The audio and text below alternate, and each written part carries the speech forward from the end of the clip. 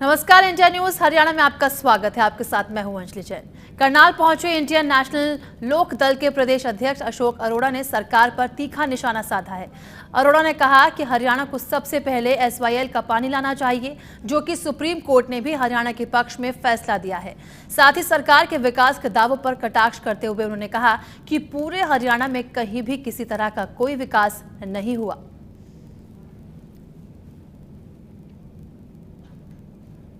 मुख्यमंत्री ने की थी और उन्होंने कहा था कि 1 साल मुझे समझने में लगा, 1 साल हमें योजना बनाने में लगा।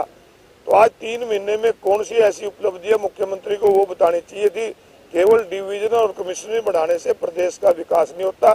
जो जनता से इन्होंने वादे करे हैं उनको पूरा करना चाहिए। हरियाणा प्रदेश की जीवन रेखा SYL जिसका सुप्रीम कोर्ट से फैसला आ चुका है उसको पूरा करना चाहिए। परंतु हमें दुख से कहना पड़ता है कि प्रदेश के मुख्यमंत्री ने 50 दिन पहले देश के प्रधानमंत्री से मिलने का समय मांगा था, परंतु देश के प्रधानमंत्री ने मुख्यमंत्री को समय नहीं दिया और पूरे हरियाणा प्रदेश की जनता का अपमान कर दिया। सरकार के अब तक के काम और भविष्य के संकल्प पर मुख्यमंत्री मनोहर लाल ने चंडीगढ़ में प्रेस कॉन्फ्रेंस की और साफ कर दिया कि बीजेपी व्यवस्था परिवर्तन के लिए सत्ता में आई है। मनोहर सरकार करीब 2.25 साल का कार्यकाल पूरा कर चुकी है। नए साल की शुरुआत पर मुख्यमंत्री ने प्रेस कॉन्फ्रेंस कर आगे का विजन साफ किया। चंडीगढ़ में प्रेस कॉन्फ्रेंस करते हुए सीएम ने पिछले काम के बारे में बताया। सीएम ने कहा कि बीजेपी ने व्यवस्था परिवर्तन के लिए सरकार संभाली थी। मुख्यमंत्री मनोहर लाल ने उपलब्धियां गिनवाई। कुछ घटनाएं हैं, कुछ उपलब्धियां हैं, कुछ केंद्र सरकार की महत्वपूर्ण चीजें हैं, कुछ प्रदेश सरकार की हैं, वो सब शेयर करने के लिए और ख़ास करके 2017 का जो हमारे मस्तिष्क में रोड मैप है, जो इस प्रकार का विजन है, कुछ बातें आप लोगों के सामने हमने शेयर करनी है। पहली बात तो ये कि हम लोगों ने जब सरकार संभाली उसी समय ये बात जाहिर की थी कि केवल शासन चलाने के लिए सरकार बनाई, ऐसा नहीं, बल्कि अभी तक के जितने अनुभव हैं, चाहे वो देश के 70 साल के अनुभव हैं, चाहे वो प्रदेश के 48 साल के अनुभव उस समय थे, उन सब का विश्लेषण करते हुए कुछ व्यवस्था परिवर्तन के काम हमको जरूर करने हैं। सीएम ने ट्रांसफर पॉलिसी को भी बेहतर बताया और तमाम कामों का जिक्र किया। उन्होंने कहा कि सरकार ने 24 घंटे बिजली देने का वादा किया था और अब 172 गांवों में 24 घंटे बिजली दी जा रही है। तो पहली बार जो लोग बिजली का बिल अदा नहीं करते उन लोगों से बिजली के बिल मांगे और खुले मंच से मांगे, और उसी के अंतर्गत हमने पावर डिपार्टमेंट में कई योजनाएं भी चलाई और ये घोषणा की थी कि हम 24 घंटे बिजली गांव में ज़रूर देंगे। शर्त एक ही है कि उसका बिलों का जितना भी अदायगी है वो भी वो करें। डिफ़ॉल्टर यदि हैं तो पिछला पैसा जमा कराएं, लाइन लॉसेस कम हो तो हम बिजली 24 घंटे देंगे। और परिणाम स्वरूप इस 1.25 साल के कार्यकाल में अभी 1 जनवरी से हमने 32 फीडर ऐसे कर दिए हैं कल से कि जहां 24 घंटे बिजली मिल रही है। ग्रामीण क्षेत्र में 172 गांव ऐसे हैं जिनको 24 घंटे बिजली मिलनी शुरू हो गई है। मुख्यमंत्री ने कहा कि उन्होंने सभी 90 विधानसभा क्षेत्रों का दौरा किया। मुख्यमंत्री ने कहा कि अब तक वो 3500 घोषणाएं कर चुके हैं, जिनमें से 1200 पूरी हो गई और 3 महीने में बाकी की घोषणाओं पर काम शुरू हो जाएगा। सीएम ने कहा कि जल्द ही हरियाणा को केरोसिन मुक्त कर दिया जाएगा। चंडीगढ़ से विपिन परमार, इंडिया न्यूज हरियाणा। और इसी बीच रुक करते हैं बड़ी खबर का रोहतक से, जहां जाट संगठनों ने एक बार फिर शुरू किया आंदोलन और यहां दिखाई दे रहा है जाट संगठनों का एक बार फिर से उन्होंने आंदोलन का बिगुल फूंका। रोहतक से बड़ी खबर, जाट संगठनों ने फिर फूंका आंदोलन का बिगुल। जाट नेताओं ने जिला प्रशासन को सौंपा ज्ञापन। 27 जनवरी से सेक्टर 6 में देंगे अनिश्चितकालीन धरना। जेल में बंद युवाओं को रिहा करने की मांग कर रहे हैं। पुलिस ने जाटों को लघु सचिवालय के बाहर रोका। हरियाणा पुलिस और RAF के जवान तैनात किए गए। रोहतक से इस वक्त की बड़ी खबर, जाट संगठनों ने फिर फूंका एक बार आंदोलन का बिगुल, फिर से उनका धरना प्रदर्शन। जाट नेताओं ने जिला प्रशासन को ज्ञापन सौंपा। 27 जनवरी से सेक्टर 6 में देंगे अनिश्चितकालीन धरना और वहीं वो जेल में बंद युवाओं को रिहा करने की मांग कर रहे हैं। पुलिस ने जाटों को लघु सचिवालय के बाहर रोक दिया है। साथ ही आपको बता दें कि हरियाणा पुलिस और RAF के जवान तैनात कर दिए गए हैं। 27 जनवरी को सेक्टर 6 के बाहर अनिश्चितकालीन धरना देंगे।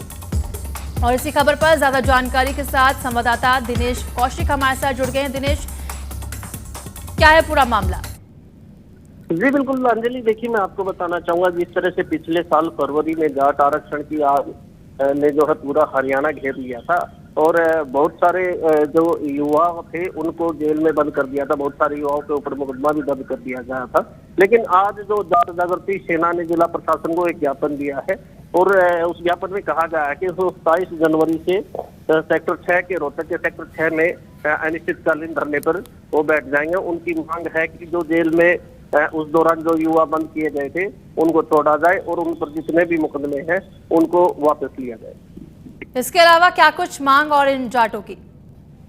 जी देखिए, जो जाट जागृति सेना के जिला जो अध्यक्ष है उन्होंने ये कहा कि जो जितने भी युवा है उन पर सबसे पहले मुकदमा वापस लिया जाए और जो आरक्षण की जो मांग है उसको लगातार जारी रखेंगे और आरक्षण हर हालत में वो लेकर ही रहेंगे। जी, अभी तक प्रशासन की तरफ से कुछ प्रतिक्रिया आई? जी बिल्कुल, देखिए प्रशासन को ज्ञापन दिया गया था तो प्रशासन की तरफ से इतना ही कहा गया है कि वो शांतिपूर्ण ढंग से अगर धरना देते हैं तो वो यहाँ पर धरना दे सकते हैं। जी चलिए दिनेश, बहुत बहुत शुक्रिया इस पूरी जानकारी के लिए। तो आपको बताएं, रोहतक से इस वक्त की बड़ी खबर, जहां जाट संगठनों ने धरना शुरू कर दिया है, साथ ही प्रशासन को ज्ञापन सौंपा और 27 जनवरी को सेक्टर 6 के बाहर वो अनिश्चितकालीन धरने पर होंगे। आपको बता दें कि जाट नेताओं ने मांग की है कि जो कैदी जेल में बंद है उनको रिहा किया जाए, साथ ही उन पर दर्ज मुकदमा वापस लिया जाए।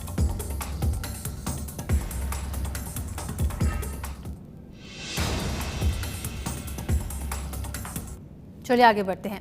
गोला पुलिस ने बड़ी कामयाबी हासिल करते हुए गांव मस्तगढ़ के एक घर से नशे का जखीरा बरामद किया।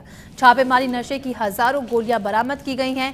पकड़ी गई गोलियों में सरकार की तरफ से प्रतिबंधित दवाएं भी भारी मात्रा में शामिल थी। छापे में पुलिस ने गर्भपात किट भी बरामद की। हालांकि छापेमारी में तमाम आरोपी फरार होने में कामयाब हो गए।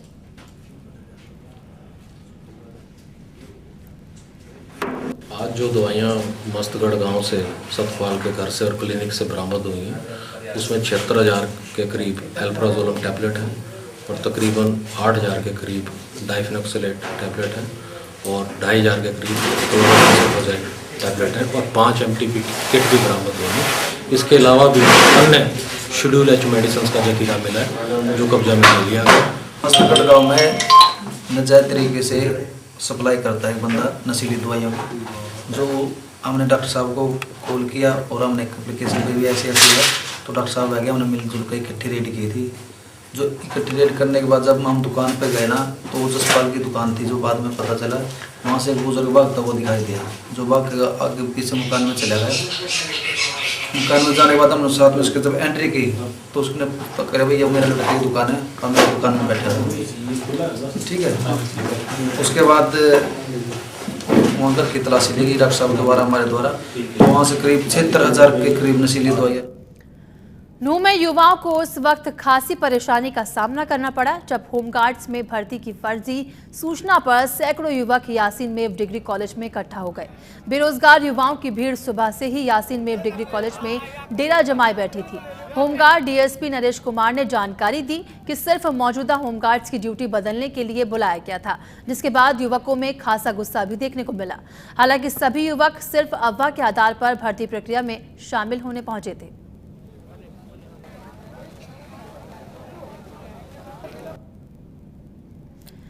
दो तस्वीरें आपको दिखा रहे हैं नूह से, जहां किसी ने गलत जानकारी दी, जिसके बाद सभी युवा वहां होमगार्ड्स की भर्ती प्रक्रिया में पहुंचे।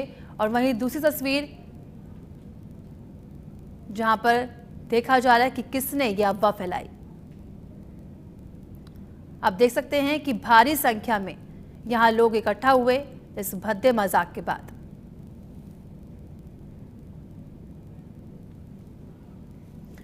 नूर जिले के राजा हसन खान मेवाती मेडिकल कॉलेज नलहर में 2 मंजिला इमारत से कूदकर खुदकुशी कर ली। मृतक पलवल जिले के घरौंट का रहने वाला था, जिसका इलाज पिछले नवंबर से नलहर मेडिकल कॉलेज में चल रहा था। कई बीमारियों से पीड़ित शख्स ने परेशान होकर अपनी जीवन लीला समाप्त कर ली। वहीं सवाल इस बात पर उठ रहा है कि शख्स अस्पताल की 5वीं मंजिल से दूसरी मंजिल पर कैसे पहुंचा।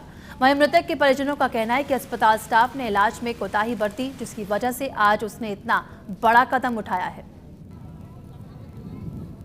अरे ताई आई थी नीचे दूध बनवाने के लिए, वही मरीज इसके पीछे पीछे हो लिया और ये दूसरे मंजिल पे लटक के गिरने लगा। और वह एक हमारा जीजा जी बोला वह गार्ड से, भाई साहब ये मरीज डल रहा ऊपर से। वह बोला गार्ड भाई साहब रुक रुक रुक, वह नहीं रुक पाया, ऊपर से दूसरी मंजिल से वो गिर पड़ा। पौने दो महीने हो गए जी।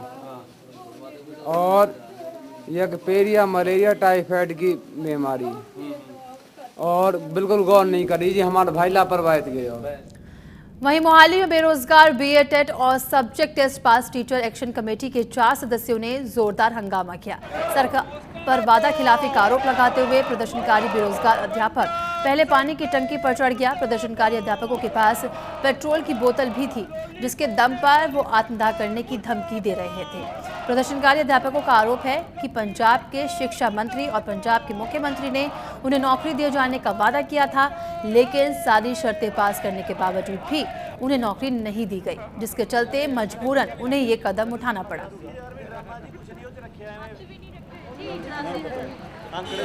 बेरोजगार बीएड टेट प्लस सब्जैक्ट पास पंजाब एक्शन कमेटी तो कर रहे हैं जी।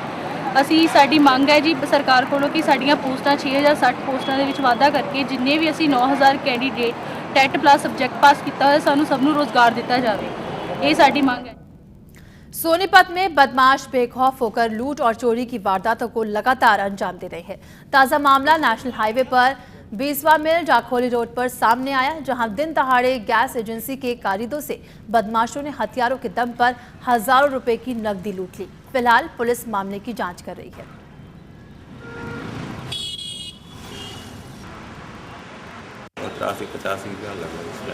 टोटल कितना कैश होगा?